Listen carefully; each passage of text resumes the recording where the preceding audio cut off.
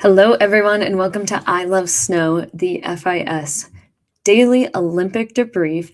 And this is the final Olympic debrief of these games. And we have a great one for you planned tonight. We are talking to Ben Harrington and then diving into the cross country men's 50-kilometer race and some of our favorite Olympic memories up to this date. So without further ado, let's bring out Ben Harrington. Hey, Ben, how's it going? Hey, good. Thank you. Thank you for having me. Of course. Well, you are now a two-time Olympian, an X Game medalist, and your little brother just won an Olympic medal at the Games. Yeah. So tell us a bit about your Games experience and what it was like also seeing your family member get to compete at this level as well.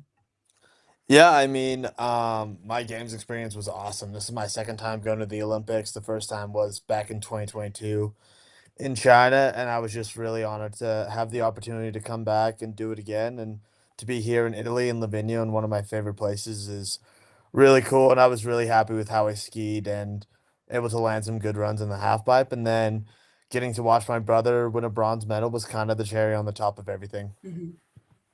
Oh, and there it is. Did you know when you watched his run that it was going to be medal contending run? Yeah, 100%. I mean, that was the best run he's done ever. So I'm really proud of him for sure. And that was really awesome to see him land that. Oh, so cool. And you made the finals of half pipe. So were you expecting to? Did you surprise yourself? What was kind of your emotions on making those finals? I mean, I just wanted to go out and just ski. That's kind of all I can really do. Well, that's the only thing in my control. So I went out and was able to do that. And to end up in finals was awesome. Really all I could Mhm. ask for. And then to go and land some good runs out in finals was pretty epic. And as I understand it, you've had a pretty serious knee injury as well. So how was it coming back from that knee injury to now be, one of the top in the world? Yeah, it was pretty cool. Pretty bumpy road over the past year. I had knee surgery back in April of 2025, so had to recover for that coming into the season and qualify for the games. Mhm. And then, yeah, I was just stoked to be back here and just riding, and yeah, I was really honored. Were there any surprises, obviously knowing you're in this field, but for the podium that ended up shaking out, was this to be expected or was there any shockers here? I mean, we definitely were missing a couple big names in finals. Finley Mm. Ives, who went down in qualifiers, that was really tough to see. He definitely could have shaken stuff up, but I mean, all the boys killed it. It was really, really good night last night. Yeah, Alex Ferreira now adding a gold, so he has a one of each color, and Nick Gepper in his first half pipe landing in fourth was also very, very cool. Okay, I do have a question about Gepper. On the Yeah. circuit, is it cool that he's wearing the denim while he's competing? What's the denim thoughts from other competitors? I mean, each to their own, really. Like if you're into it and that's what you rock with, then that's sick. Yeah, yeah, for sure. Well, that's awesome. And, we are so excited to see, you in that top 10 and coming back from knee surgery, like what a journey. So we'll be back with you very shortly to hear more about your favorite Olympic moments. Awesome. Thank you very much. And now we're gonna take a peek at some of the cross country from the day. Are super bummed we're supposed to have Bruna Mora from Brazil with us, but it sounds like she made her way over to Anholtz today to get to watch biathlon, which is a good reason to, be able to witness that at the Olympic Games. And so we are just really excited about what went down today in the 50-kilometer race and all of these incredible cross country moments that we have gotten to witness at this game so far. We have had, just absolute dominant performances from, of course, the Norwegians and Klæbo today. Klæbo goes 6 for 6. 6 races he entered, 6 gold medals won, including team sprint and the relay. So, absolute dominant performance. He becomes one of the most decorated Olympians of all time from any nation and continues Norway's streak as the most dominant nation in these Winter Olympic Games. And there he is at the finish line.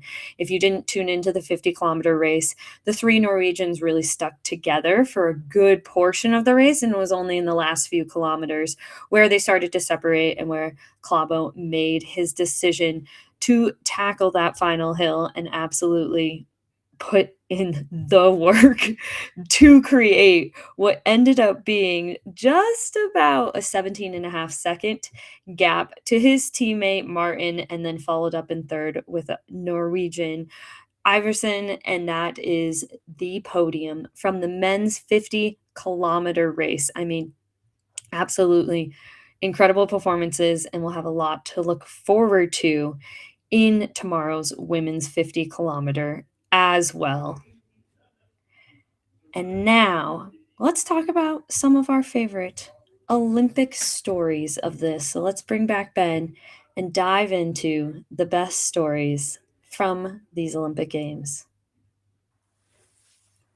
All right, Ben, we're back. We are going to run through some of the top stories of these Olympics, and we want to hear your take too on all of these things you've been seeing happen from the Olympic Games. So, starting off, I think, one of the most talked about things that we've seen at these games is Lindsey Vohn's comeback and what resulted in, multiple surgeries. So, as an athlete competing, what was kind of your take on Lindsey's comeback journey and what ended up happening in the women's downhill? I mean, that was pretty impressive. She skied really amazing, and it was really unfortunate, honestly. She was like just a couple inches off having what could have been a gold medal run, but yeah, she's a huge inspiration, and what she did to come back was really impressive. Incredibly impressive. And for anyone who didn't see, follow Lindsay's social media, and you can see how treacherous this surgery situation has really been, and she said she's going to share more details soon, but it appeared that even to fly home to the United States, she had to be on her hospital bed and basically be carted onto a plane and flown in a hospital bed all the way overseas. So our thoughts and prayers are with Lindsay, and here's woof the image of the surgery. I mean, that's been a lot of screws and metal in someone's leg. Wow. That's crazy. Okay, we've already talked about him, but Klæbo, I mean, how do you're not a Nordic skier, but I'm sure you've seen all the headlines about Klæbo going 6 for 6 in gold medals. Like, how can we even appreciate someone being this dominant? I mean, that's pretty insane to be that consistent. Like, definitely really impressive. Yeah, and he now is, I think, yeah, second or third on the most Olympic medals of all time by an athlete. And so asserting himself truly as the best in the world. And something I find the most impressive about this situation too is he actually skied most of the World Cups and the Tour de Ski leading into this.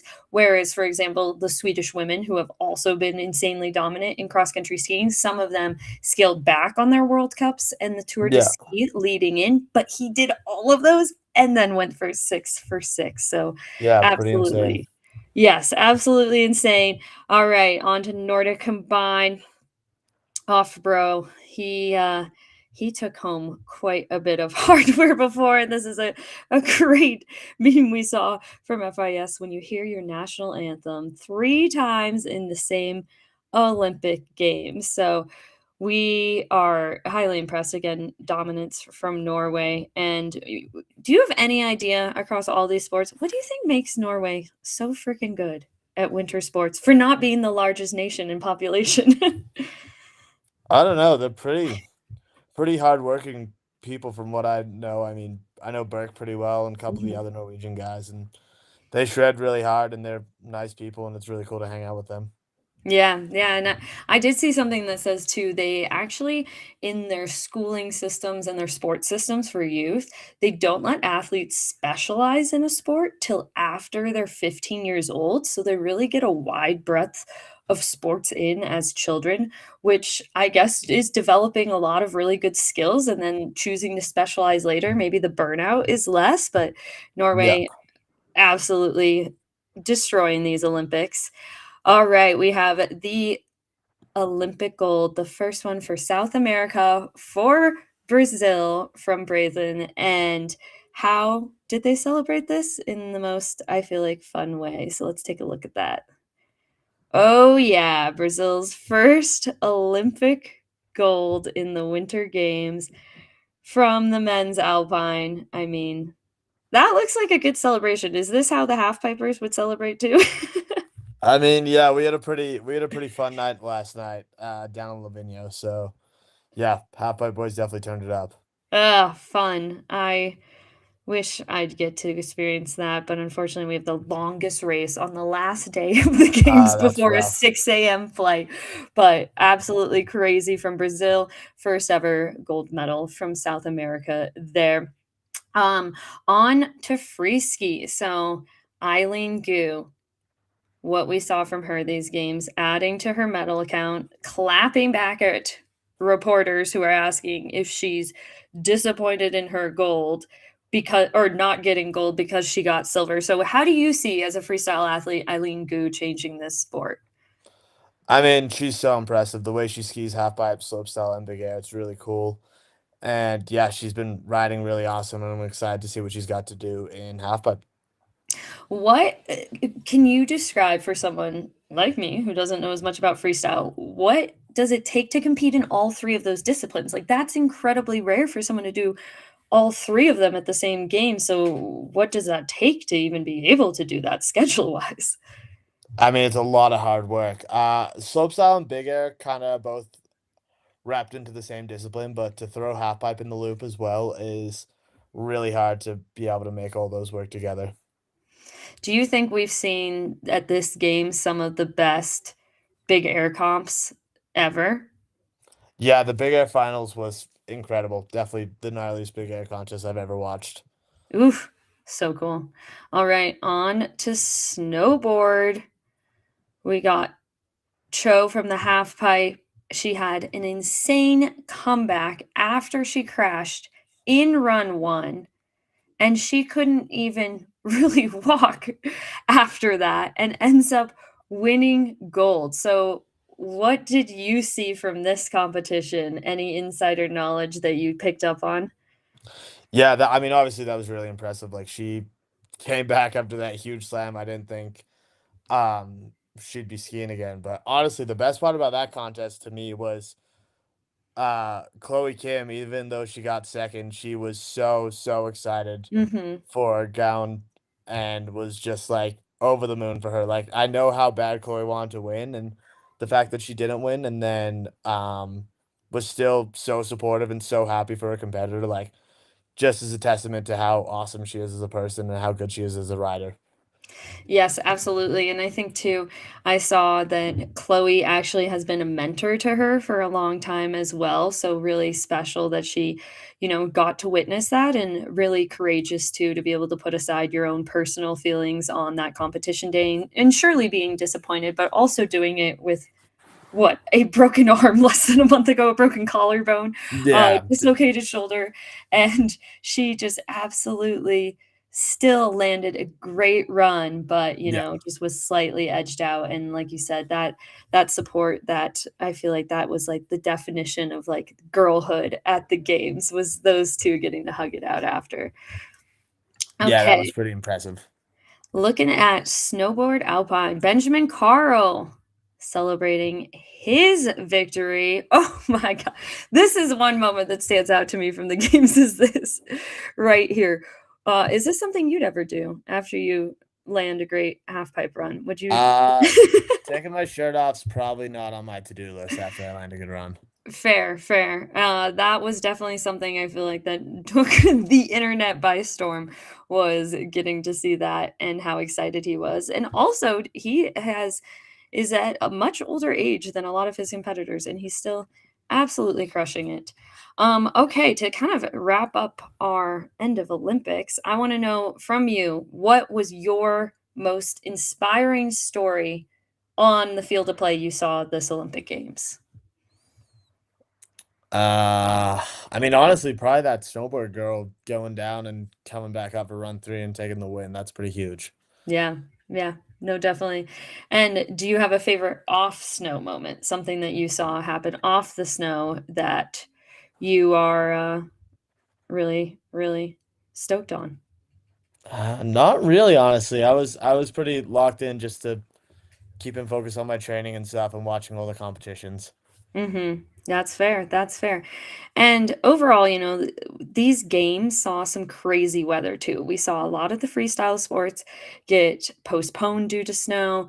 We've seen in cross country skiing and Nordic combined it snowing really aggressively yesterday, but also being very slushy, high temps days before. What do you think this kind of means for the future of winter sport as we look at all these like crazy weather conditions? I mean, it's a winter outside sports. Like it's Mhm. we're gonna have to deal with these conditions no matter what. I mean, everyone rode great and handled the conditions as best as they could have, Mhm. and it was a great games in my opinion. Yeah, absolutely. And anything too you can add to on the future of the Winter Olympic Games and what you hope to see come for these upcoming game cycles. I mean, I'm excited. I'm excited to see the progression of the sports and all Mhm. disciplines and stuff, and just really excited to see sky's the limit, really. Yeah, no, definitely. Well, thank you so much, Ben, for joining us, giving us some insider scoop on all the games, and congratulations on an incredible Olympic Games to you as well. Perfect. Thank you very much. Thanks, Ben. All right, everyone. We have one final day of competition tomorrow, and it's the women's 50-kilometer classic race in Predazzo for cross country skiing. And I'm excited to tune in. I hope you're excited to tune in. What I expect to see, oh boy. I mean, Frida Karlsson, could she take it and really continue to assert herself as the best female cross country skier at these games? I I'm excited to see. I think Ebba can also be in there, so it'll be probably a good day for the Swedish women if they can nail their wax tomorrow. And this is it for our Olympic recap from FIS. I love snow, real talk. This has been an absolutely fun journey. Thank you to all the hosts, the guests, and everyone coming on and sharing their games experience, their love for these games, and what a cool Olympic Winter Games this has been. But it's not over yet. You know that coming up in just a short amount of time on March 6th is the start of the Winter Paralympic Games. And you will get to see three pair snow sports contested at these games, including para cross country skiing, my sport, para snowboard, and para alpine skiing. It's going to be an absolutely amazing Winter Paralympic Games, but we need all of you Olympic fans to stay tuned, to continue to watch, and to cheer on these athletes because if you loved these Olympic Games, I know you're going to love these Winter Paralympic Games. And in the meantime, if you want to learn more about some of these incredible winter para athletes that you will see competing starting in March, you can check out anywhere you get your podcasts, a podcast featuring me alongside FIS, a incredible story of so many of these athletes, hidden champions. Find it anywhere you get your podcasts and learn about the best athletes you've never heard of. And we are excited for you to tune into the Paralympics. Thank you for all your love, your support of these Olympic Games. And we are excited to continue to bring you the action very, very soon. And we'll see you at the Milano Cortina Paralympic Games. And that is all from I Love Snow Real Talk. Thank you, everyone. And tune in tomorrow. Last cross country race. I'll be expecting you to watch. All right. Bye, everyone.